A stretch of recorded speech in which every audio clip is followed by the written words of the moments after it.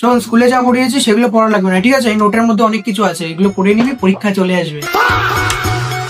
আচ্ছা, এই 3 নম্বরের প্রশ্ন, 8 নম্বরের প্রশ্ন, 10, 12 যা যা আছে পরীক্ষায় সবগুলো পড়ে যাবি, ঠিক আছে? পরীক্ষাতে সব কটা কমন আসবে, আমি যা লিখে দিয়েছি খাতার মধ্যে সব পড়ে যাবি, ঠিক আছে? আর হ্যাঁ, গাধার মতন ধুকে ধুকে লিখবি না, ঘোড়ার মতন পেন চালিয়ে যাবি, ঠিক আছে? কোনোটা পৃষ্ঠা ফাঁকা রাখবি না, ঠিক আছে?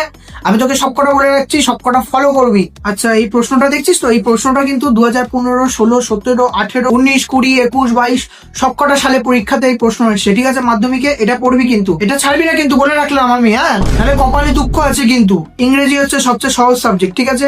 সিন আনসিন দুটোই থাকবে, ঠিক আছে? ওখানে তুই 18 বার ধরে পড়বি, 2 বার না, 18 বার ধরে পড়বি। এবার যদি না করিস তোর কপালে দুঃখ আছে। শোন, পরীক্ষার লাস্টের পৃষ্ঠাগুলোতে ফাঁকা রাখবি না, ভরে ভরে লিখবি, ঠিক আছে? ভরে ভরে লিখবি, যদি না পারিস তাও ভরে ভরে লিখবি, কোনো চিন্তা করবি না। মাস্টাররা কোনো সময় খাতা দেখে না, মাস্টাররা দেখে তুই একটা প্রশ্নকে কতগুলোর উত্তরে লিখেছিস। ছাত্রবন্ধু তুই কবে কিনলি? আবার ছাত্রবন্ধুর পৃষ্ঠার ভিতর ছেঁড়া ছেঁড়া। হ্যাঁ, এই তুই টুকলি করবি নাকি? হ্যাঁ, আরে হিস্ট্রি হচ্ছে সবচেয়ে সহজ সাবজেক্ট, ঠিক আছে? ওখানে তুই অত চিন্তা করিস না, তুই যা পারবি মনে তাই লিখে দিবি, ঠিক আছে? ভরে ভরে লিখে দিবি। মাস্টাররা ইতিহাস সাবজেক্ট পছন্দ করে না, ঠিক আছে? শাহজাহানের মৃত্যুর সময় যদি রবীন্দ্রনাথ ঠাকুরের যদি মৃত্যুর সময় লিখে দিস, তাও মাস্টাররা দেখবে না, তাতেও টিক দিয়ে দেবে, তোকে নাম্বারও দিয়ে দেবে, তোর অত চিন্তা করে লাভ নেই।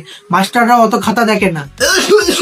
এত কিছু বলার পরেও যদি তুই কিছু না করে আসিস, তোর কপালে দুঃখ আছে, ঠিক আছে? তোকে বলে রাখলাম। হ্যাঁ, এগুলো সব কটা পড়ে যাবি, ঠিক আছে? বলে রাখলাম।